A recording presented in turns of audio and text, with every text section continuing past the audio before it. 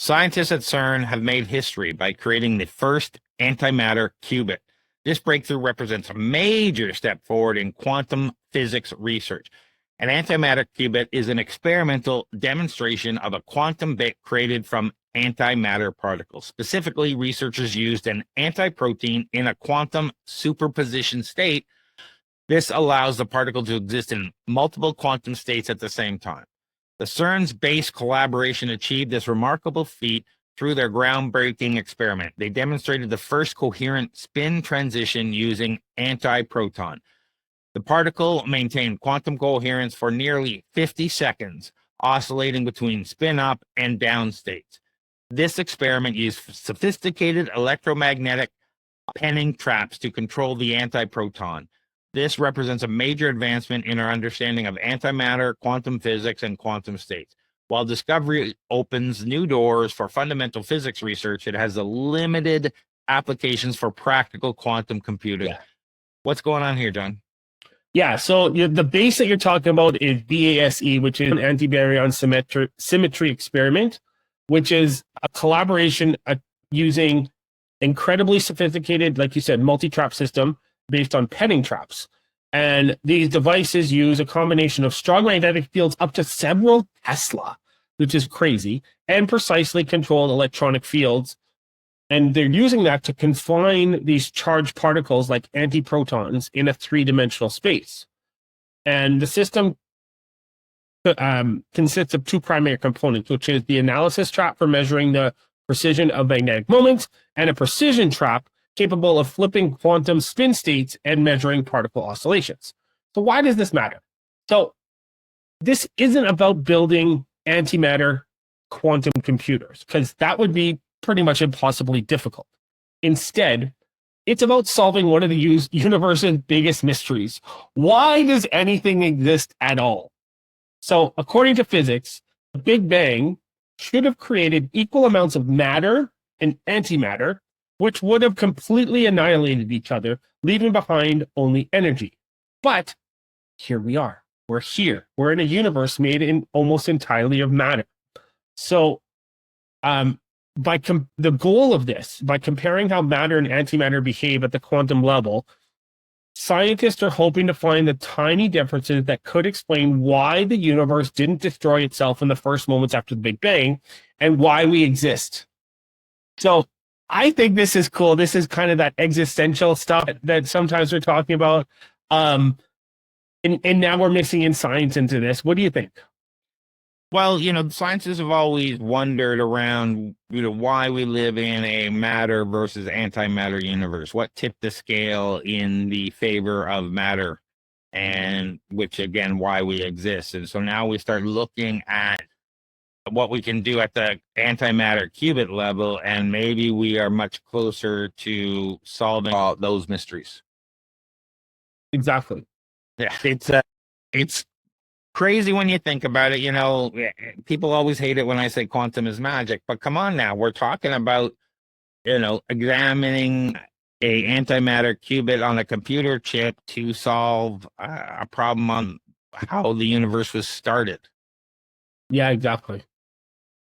Yeah, so this is like, I know this is like really, really technical, and we're getting into like a lot of this quantum stuff is, like you said, magic, but I think that's what people said back in the day when we didn't understand all the laws of physics and things like that, right? So I think that's where we're going with this, but the next major advancement for this particular thing apparently will come through the base step, which is BASE-STEP, which is streaming of trapped antiprotons for precision measurements, which will enable transportation of trapped antiprotons from CERN's antimatter factory to dedicated offline laboratories who have calmer magnetic environments.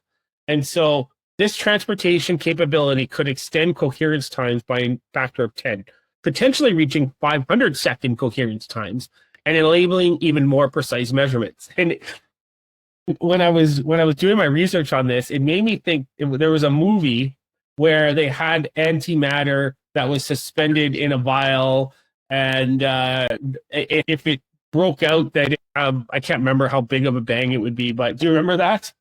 Yeah, that has been a common theme in a few. I I'm sure I know the one you're talking about, just don't know the name off the top of my head.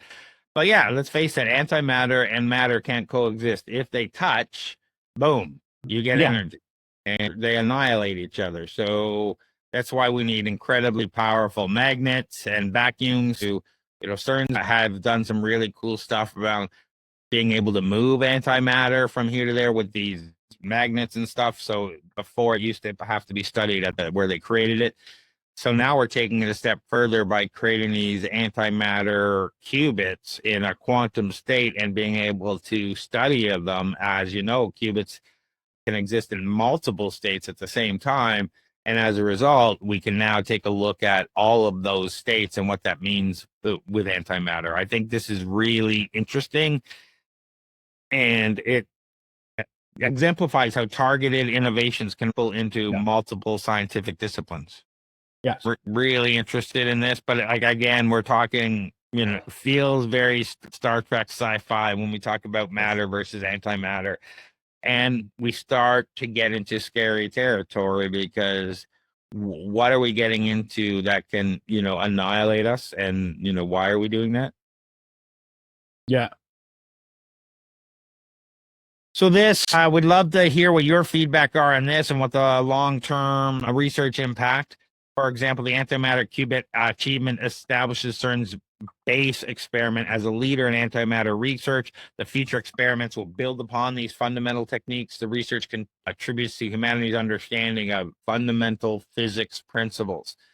So now, not only can we potentially have quantum computer laptops, but they can be running antimatter processors.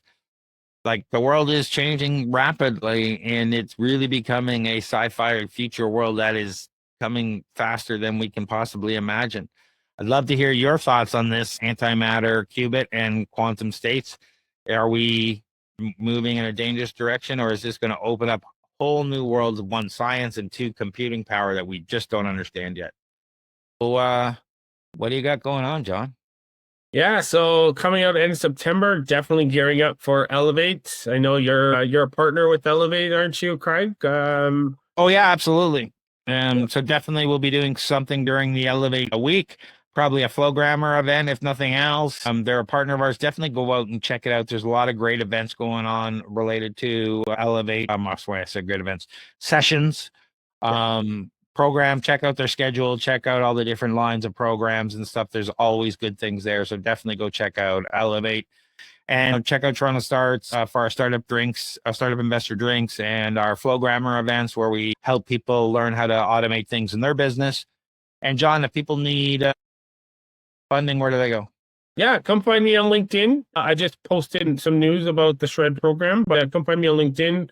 Send me a message, and we'll set up. We'll talk and see if it makes sense to find some non-dilutive funding for you. Really appreciate everyone taking their time to watch or listen to this week. We'll see you again soon. Thank you.